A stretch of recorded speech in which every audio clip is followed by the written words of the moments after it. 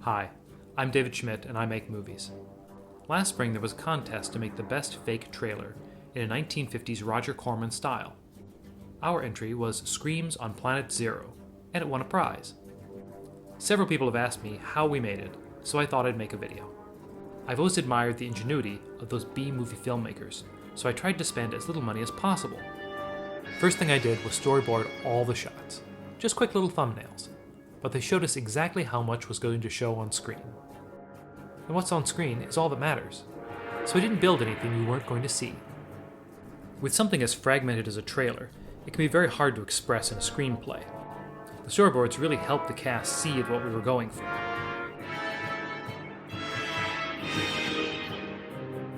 I bought this model of a V-2 rocket for $8 and painted it silver, then painted brown into all the details and rubbed it off so you could see all the rivets and seams.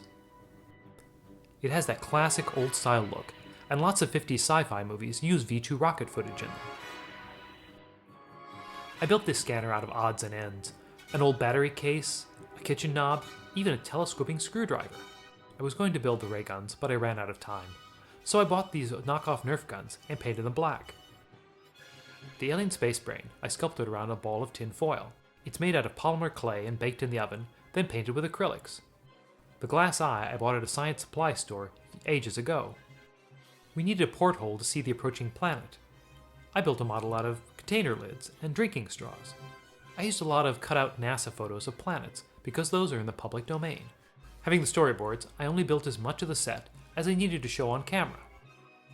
I live in an apartment, and the only space I had to work in was one corner of my office. I looked at a lot of 50s space movies, of all budgets, to study what they looked like. The biggest elements were buttons, gauges, and dials. Very utilitarian, like the inside of a bomber aircraft. Keeping with the low-budget aesthetic, I was originally going to build it all out of cardboard, but refrigerator boxes proved a little flimsy for walls, so I used sheets of black foam core. It was strong enough to hang things on, and I wouldn't have to paint it. I had an idea I could make the consoles out of packing boxes. That way I could stack them, and it would be easy to mount lights inside. I cut them at a diagonal, then folded the lids and taped them down. Then I covered the whole thing in paper like wrapping a birthday present. This gave them a smoother surface, and, again, I didn't have to paint. The 50s was an age of gauges, but real ones are expensive, so I used disposable coffee lids. Then I printed out photos of instruments from online and glued them inside. From a distance, you really can't tell. For all the buttons and dials, I had friends and coworkers save me bottle caps and jar lids. The trick to it is really to arrange them in a pattern that looks like a functional layout. I also found some blinking bike lights at the dollar store to put inside. Again, it's worth looking at what other movies have done in the style you want to work in. Other details were added using disposable plastic food containers and inserts. I painted them gray and tried to arrange them in a pattern that suggested access covers or working machines inside. A little made-up logic goes a long way.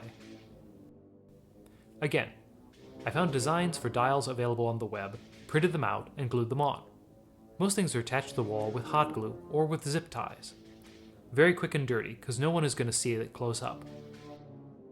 No old rocket ship would be complete without a bank of blinking lights. I used a string of holiday lights punched through in even rows. For the engine controls, I put in some simple light sockets on a dimmer switch and used marker on acetate for the meters.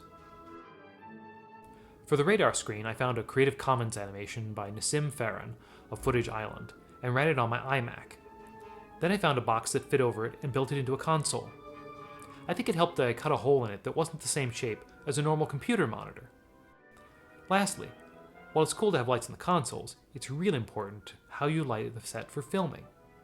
A little moody or dramatic lighting can really sell the shots more than anything, and shadows in the right places can hide all the details that aren't there. Well, I hope you found this informative or inspiring. If you liked it, please subscribe.